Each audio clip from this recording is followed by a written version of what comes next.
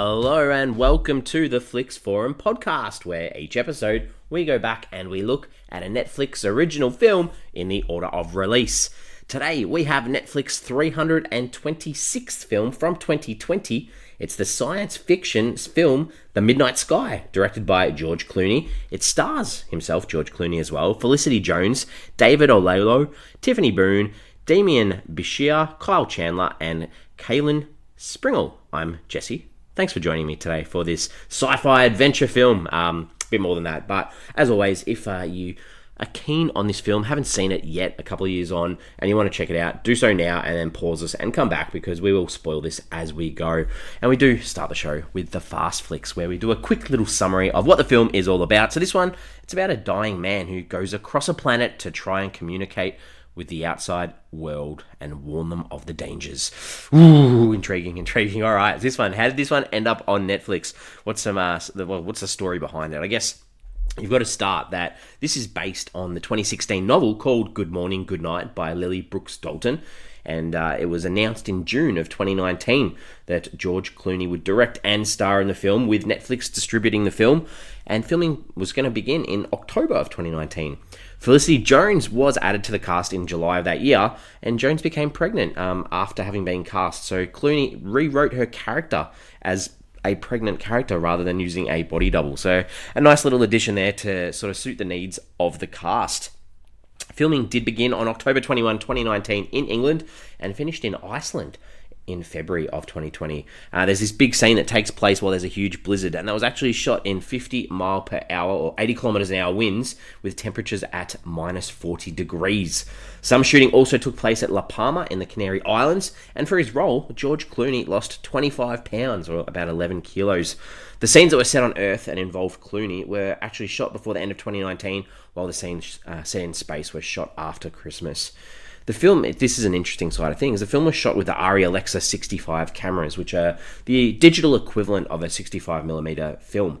And the intent was that they were going to release this in IMAX theaters, but as we've seen with a lot of films recently, because of the COVID pandemic, it didn't happen. Industrial Light and Magic, they provided the stagecraft virtual production technology that they used in that Disney Plus television show, The Mandalorian, with this wall using LED panels, allowing the backgrounds to be rendered using this Unreal Engine 4 with 2 LED walls built around the observatory deck. So very cool, very, very cool, those effects. At about the 39-minute mark in the film, there's this black and white film playing in the background. So for those that are film buffs would know that film is On the Beach from 1959, which is a film about the end of the world. And I'm pretty sure that was actually filmed in Melbourne in Australia as well. But that stars Ava Gardner and Gregory Peck. And Gregory Peck, most of us would know him from To Kill a Mockingbird. But his real-life grandson, Ethan Peck, he's actually in this film. He plays Augustine's younger self, or George Clooney's character. So a nice little connection there. Obviously, I said before, this is based on a novel, and there are some differences. I think the biggest difference I could see between the novel and the film is that the ending, as Augustine, and sorry, I did say spoilers. This is going to be hard to talk about without spoilers, but the ending of the film, Augustine and Iris, they realize that, that father and daughter, whereas in the novel, they never actually realize this. So leaves a little bit more ambiguity in the novel, I guess. When it was released on Netflix, it was the most watched film on Netflix over its first 5 days. The film did remain in the top 10 for the first 12 days of release, and Netflix did reveal that the film was seen by 72 million households during its first week. Some crazy numbers there, some pretty big numbers. We go to March of 2021, where Variety reported that the film was the most watched among Netflix Oscar-nominated titles and assigned it an audience appeal of 98 out of 100. So that's pretty high on the audience appeal scale for Variety, which I have no idea what it is. Translations around the world, what's the title? So obviously the English title, Midnight Sky, we see some moments that obviously relate to we're in space and those sorts of things. In French, it's called Midnight in the Universe, so a little different word there. In Chinese, I like this title, Drifting in the Eternal Night. That just sounds so poetic, doesn't it? And in Vietnamese, this one's a little bit more basic. It's called The Twinkling Night Sky. Sounds like a kid's nursery rhyme almost. This did have a working title of... it had a working title that they fake one under production, and they called it Aether, which is the title of the spacecraft in this film. But it did also work under the title of Good Morning, Good Night, which was the title of the novel mentioned before. The tagline, there are two taglines. The first tagline is, there's a universe between all of us. makes sense if you're looking at this film from the perspective of a father and daughter sort of relationship. And the other one was And Hope Finds a Way, and I guess that hope for humanity is what this film does leave on. What are the critics... Oh, before we get to the critics and audiences, I did mention before that this hit... it did have a small theatrical release from the 11th of December 2020. It hit Netflix on the 23rd of December 2020, so that tells me we are right on the back end of the 2020 Netflix catalogue. We're almost going to hit 2021. This cost about $100 million to make. I think it took about $3 million in theatres during that minimal or small theatrical run. It was nominated for an Oscar. It was nominated for the Best Visual Effects at the Academy Awards. Had a further 45 nominations and 5 wins across that award season too. So now we can talk about what the critics and audiences are saying about this film.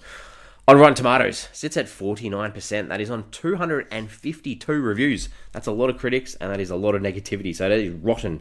The audience has it at 26%. That's even lower. That's on more than 2,500 ratings. That's a lot of ratings on Rotten Tomatoes. So very, very on the rotten side.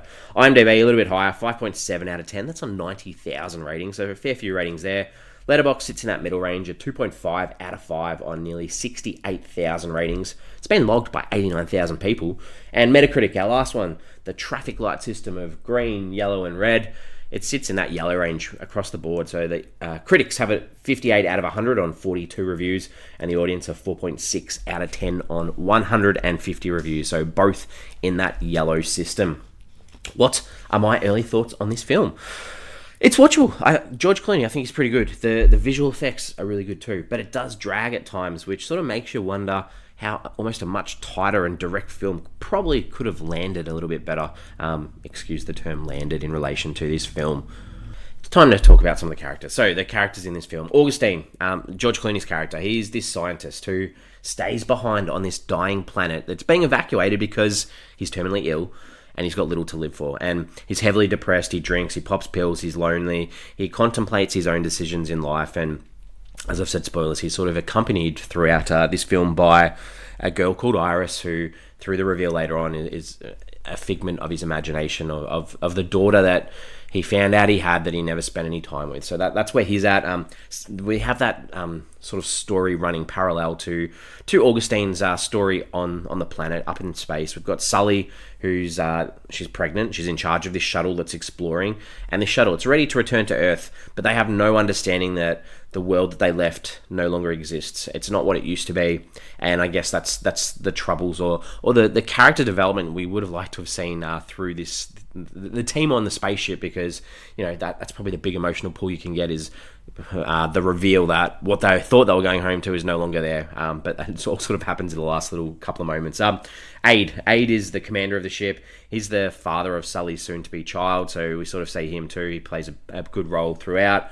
Maya is this young adventurer. She's sort of like the easy kill in the film. She does die and pass, when they go out onto the ship to fix it. Sanchez, he's I don't know. It's tough. He really enjoyed spending time with Maya because she reminded him of his own daughter who had passed away and would have been the same age as Maya. So that's where his emotional connection is. And Mitchell, the last sort of guy on the ship, he just wants to go home and see his family. So that's why he's grumpy the whole film pretty much. And then the other character is Iris, who is this young girl who's accidentally left behind at the station with Augustine. She's a mute, she barely communicates, she likes to touch stuff, and Augustine likes to tell her off all the time. But she does give Augustine this reason to continue on, even if she's also his biggest regret, because as revealed, Iris is Sully, same person, figment of his imagination. Alright, the director, George Clooney, we all know his work for acting, everyone knows films he's been in. He has directed a fair chunk of films as well though, like Good Night, Good Luck, Leatherheads, The Ides of March, The Monuments Men, that was a big film when it came out, Suburbicon, and I think his most recent one was called Boys in the Boat. So George Clooney, maybe gonna, as he gets a bit older, head towards the more directing path, but who knows? All right, let's talk about some scenes in this film. What are some scenes that stood out, and what are some scenes that I didn't necessarily like? I think there's this little pea fight, like the peas, between Augustine and Iris to create some bonding between the two characters. I thought that was cute. I thought that was good. There's a scene where Augustine and Iris, they've left the station because they've got to try and get to another satellite at another station. They're going through this snowstorm, and he loses her for a bit in this big blizzard. The camera work, the isolation of him by himself, completely freaking out that he's lost her, super tense. I thought that was really well done. And then the final shot over the credits too of Sully sitting at the deck, that was really impressive, just as the credits rolled, just focusing on her and what's to come for them. So I thought that was nice too. Things that didn't necessarily work, that whole Aether ship that they're on, like, yes, the graphics are great, it's designed beautifully, but there were so many times that there were these extended long shots of the exterior, just not needed. We didn't need it. Cut your budget back a bit, make it about the storytelling. That's what they could have done. Augustine and Iris, there's a scene, like I mentioned before, they're trekking across the snow, and in one of the moments, they find this abandoned container, like this ship container sort of thing. And, Augustine's walking around with this gun protecting them. And, he opens the door to this crater, and he's got the gun in his hand, and instead of, like, going in to check with the gun, he just, like, pushes Iris straight through. I just was like, what on earth are you doing? You're putting the poor kid in front of you. I thought that was, a weird moment, especially if you want the audience to continue to believe that Iris is really there with him. There's a scene, like the whole team, they're out when they're up in the ship at the Aether, and they're out repairing. Half of them are inside directing, half of them are outside on the ship. And meteors hit, and it just goes on. And like, yeah, I know it looks good, but like, especially the Sweet Caroline song, like, why was that needed? Just, man, I don't know. That really frustrated me, that moment too.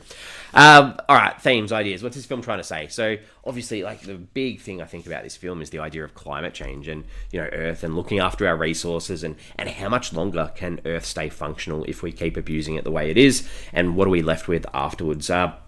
Obviously, human connection is a big thing in this too. That idea of love and loss and hope and regrets and sometimes being denied a farewell to a family. How does that impact people too?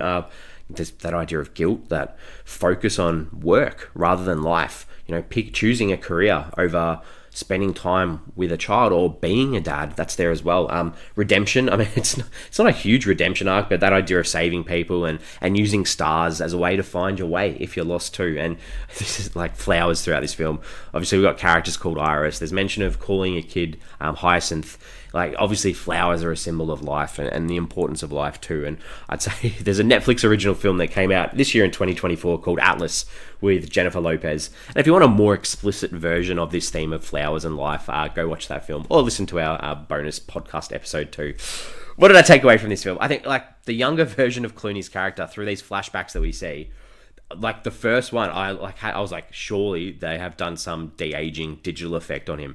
I was very glad to see that they hadn't. Like, that was nice to see. Like, Gregory Peck's grandson looks like George Clooney, but the reason I think why you believe it's some sort of de-aging is because they did record George Clooney's voice, and they dubbed it in, and they used some digital alterations to make it a little bit higher pitched. So that's probably where it looks a little bit confusing. All right, some questions, some pondering, some ideas about this film. Like, I guess that idea with the opening, I guess, like, they use lots of these little shots of showing the isolation that Augustine is under, whether it's making coffee, eating food by himself, doing his blood transfusions. We see him set the kitchen on fire, and then he just puts it out. Well, why did we have that? It didn't add any tension. It just happened. It was just like put in there. Like, I thought that was a waste of space. And I know this is from the book, so obviously you have a child in the film, but casting kids in films obviously a really hard thing because at times they struggle with heavy dialogue. But I really appreciated this film, and I know, like I said, it's from the book, but Iris didn't speak as a child, and that made the character so much more believable. So I thought that was really good too.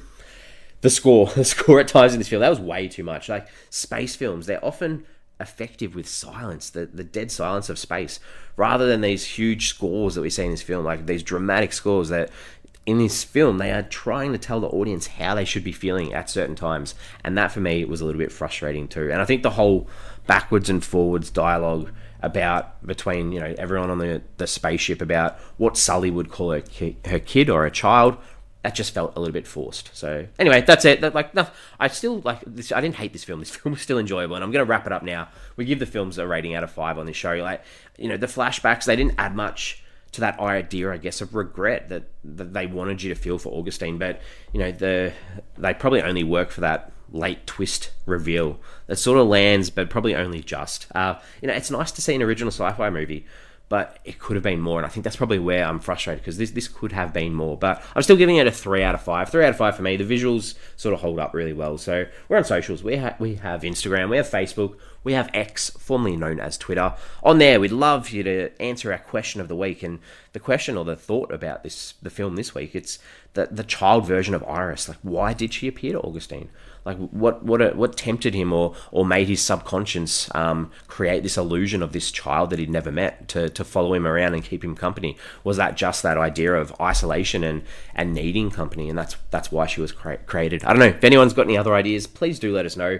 We are back next week. This must be close to the last 2020 film on the Netflix catalogue. But next week we have the Indian Hindi language black comedy thriller from 2020 called AK vs. AK.